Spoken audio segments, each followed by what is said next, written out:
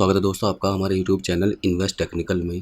दोस्तों आज हम एक SBI का शानदार म्यूचुअल फंड रिव्यू करेंगे और देखेंगे कि इसके अंदर अगर हम SIP करते हैं, मान लीजिए 5,000 रुपये महीने की, तो हमारा पैसा कितने दिन में 1 करोड़ रुपए में कन्वर्ट हो जाएगा।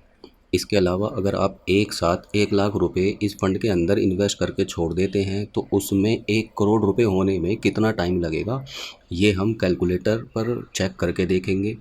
उससे पहले मैं आपको इस शानदार म्यूचुअल फंड के रिटर्न्स के बारे में बता देता हूँ। पिछले 1 साल में इस फंड ने 29.91% के रिटर्न्स प्रोवाइड कराए हैं। पिछले 3 साल के इसके एवरेज रिटर्न 13.91% हैं। पिछले 5 साल के इसके रिटर्न 17.63% हैं और ओवरऑल इस फंड ने 16.13% के रिटर्न्स प्रोवाइड कराए हैं। अब दोस्तों ये फंड शुरू हुआ था फरवरी 14 को 2006 में, यानी आज की डेट के अकॉर्डिंग अगर हम देखें तो लगभग 18 साल से भी ज़्यादा पुराना ये फंड है और तब से कंसिस्टेंट इस फंड ने 16.13% के रिटर्न्स प्रोवाइड कराए हैं एवरेज ईयरली बेसिस पर। इन रिटर्न्स को अगर हम देखें तो ये LIC से, FD से, RD स्कीम से अगर हम कंपैरिजन करें या पोस्ट ऑफिस की जो स्कीम्स हैं उनसे हम कंपैरिजन करें तो ये रिटर्न 2 गुने से भी ज़्यादा है। ठीक है, अगर हम महंगाई दर की भी बात करें तो महंगाई दर नॉर्मली 7% के आसपास रहती है, तो 7% महंगाई दर भी अगर इसमें से हम काट देते हैं तो इस फंड ने 9% महंगाई दर से भी ज़्यादा रिटर्न्स प्रोवाइड कराए हैं। दोस्तों SBI के इस फंड का नाम है SBI ब्लू चिप फंड। इसकी जो एक NAV का प्राइस है वो 98.27 है। मान लीजिए आपने 1,000 रुपये का इन्वेस्ट किया तो 98.27 रुपीज़ से डिवाइड कर दिया जाएगा और जितनी भी यूनिट्स आएंगी वो यूनिट्स आपके म्यूचुअल फंड अकाउंट में क्रेडिट हो जाएंगी। इस फंड का जो फंड साइज़ है वो 53,276 करोड़ रुपीज़ का है, यानी 53,000 करोड़ रुपए से भी ज़्यादा इस फंड में लाखों लोगों ने अपना पैसा इन्वेस्ट कर रखा है। अपने पैसे को मंथली बेसिस पर इन्वेस्ट करना चाहते हैं तो उसे SIP कहा जाता है। तो आप मिनिमम 500 रुपीज़ से शुरुआत कर सकते हैं और मैक्सिमम जितना आपका बजट हो उसके अकॉर्डिंग आप इन्वेस्ट कर सकते हैं। इसके अलावा अगर आप एक साथ पैसा इन्वेस्ट करना चाहते हैं तो 5,000 रुपये का अमाउंट आप इन्वेस्ट कर सकते हैं और ज़्यादा जितना आपका बजट हो उसके अकॉर्डिंग आप इन्वेस्ट करके छोड़ सकते हैं, जिसको म्यूचुअल फंड में लमसम इन्वेस्टमेंट कहा जाता है। सपोज़ हमने इस फंड के अंदर अपनी SIP या लमसम इन्वेस्टमेंट शुरू कर दिया तो हमारा पैसा किन किन सेक्टर्स में डिवाइड होगा। तो फाइनेंशियल सेक्टर में इस फंड का पैसा 25.5% लगा हुआ है, ऑटोमोबाइल में 13.7% लगा हुआ है, टेक्नोलॉजी में भी 9.4% है, हेल्थ केयर में, एनर्जी में, कंस्ट्रक्शन में, कंज्यूमर ड्यूरेबल्स जो होते हैं उनके अंदर और अदर्स में सब मिलाकर हमारा पैसा इन्वेस्ट किया जाता है। अगर मैं दिग्गज कंपनीज़ की बात करूं तो HDFC bank, ICICI bank, ITC limited, Infosys, Reliance industry, TCS, Kotak Mahindra, Britannia industry जैसी जो दिग्गज कंपनीज़ हैं उनके अंदर हमारे पैसे को डाइवर्सिफाई किया जाता है। अब एक और इम्पोर्टेंट टर्म होती है दोस्तों एक्सपेंस रेशो।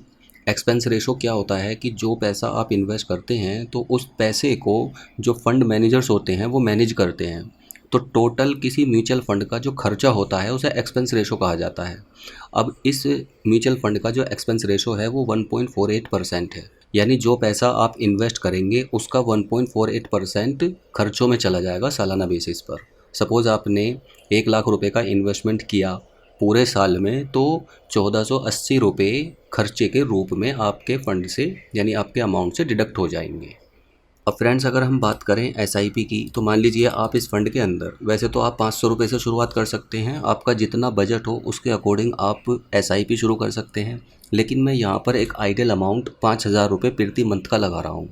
तो 5,000 रुपये प्रति मंथ अगर हम इस फंड के अंदर SIP शुरू करते हैं तो 16% के ही रिटर्न हम मान के चलें, लॉन्ग टर्म के पॉइंट ऑफ व्यू से हम इन्वेस्ट कर रहे हैं, तो 5 साल में हमारा पैसा दोस्तों कितना इन्वेस्ट होगा, 3 लाख रुपए इन्वेस्ट होगा। लेकिन उस पर जो हमें एस्टिमेटेड रिटर्न्स मिलेंगे वो 1,61,000 रुपये के होंगे और फाइनल हमारी वैल्यू, टोटल वैल्यू कितनी हो जाएगी, वो 4,61,000 रुपये हो जाएगी।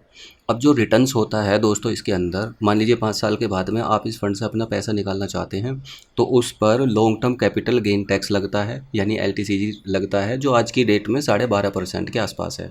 एक बात का और ध्यान रखना दोस्तों, अगर आप 1 साल से पहले इन्वेस्ट करने के बाद में अपने पैसे को निकालते हैं तो फिर short term capital gain tax लगता है, जो लगभग 20% के आसपास होता है।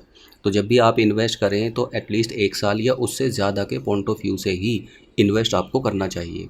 अब सपोज़ कीजिए आप इसके अंदर 10 साल तक इन्वेस्टेड रहते हैं, तो 10 साल में टोटल जो आपका पैसा इन्वेस्ट होगा वो 6 लाख रुपए होगा, 5,000 रुपये प्रति मंथ के हिसाब से, और 8,82,000 रुपये के आपको एस्टिमेटेड रिटर्न्स मिल जाएंगे।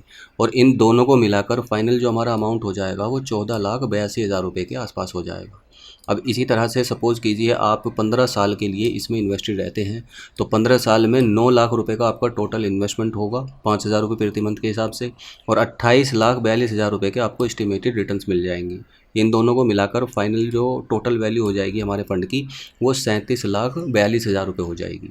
इसी तरह से अगर हम देखें कि हमारा पैसा 1 करोड़ रुपए में कितने दिन में कन्वर्ट हो सकता है, तो 21 साल तक अगर ये म्यूचुअल फ़ंड आगे आने वाले टाइम में भी 16% के रिटर्न्स प्रोवाइड कराता रहता है, तो टोटल जो हमारा इन्वेस्टमेंट होगा वो 12,60,000 रुपये का होगा अगले 21 साल में, लेकिन 90,59,000 रुपये के हमें एस्टिमेटेड रिटर्न्स मिल जाएंगे। तो फाइनल हमारी वैल्यू कितनी हो जाएगी? 1,03,00,000 रुपये।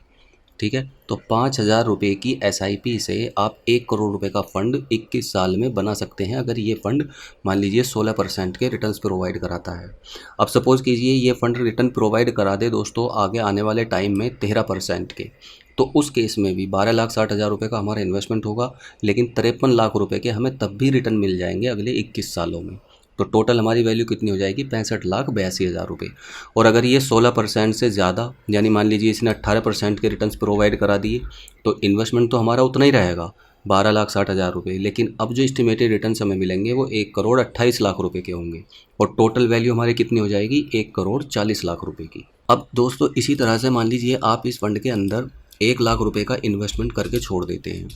1 लाख रुपए के इन्वेस्टमेंट पर अगर हम 16% के अकॉर्डिंग चेक करें, ये हमारा 1 लाख रुपए 1 करोड़ रुपए में कितने दिन में कन्वर्ट हो जाएगा? तो इसके लिए 32 साल का टाइम लगेगा। 1 लाख रुपए हमारा बढ़कर 1,15,00,000 रुपए हो जाएगा, क्योंकि अगले 32 सालों में 1,14,00,000 रुपए के हमें एस्टिमेटेड रिटर्न्स इसके अंदर मिल चुके होंगे। तो ये आपके ऊपर डिपेंड करता है कि आप वन टाइम इन्वेस्टमेंट कर रहे हैं या आप SIP कर रहे हैं। अब आप इन्वेस्टमेंट कैसे कर सकते हैं? तो या तो आप ऑफिशियल वेबसाइट से भी जाकर कर सकते हैं किसी भी म्यूचुअल फंड की, या फिर आप दोस्तों अगर आपके पास में कोई डीमैट अकाउंट है तो उसके थ्रू भी आप अपना इन्वेस्टमेंट कर सकते हैं। धन्यवाद।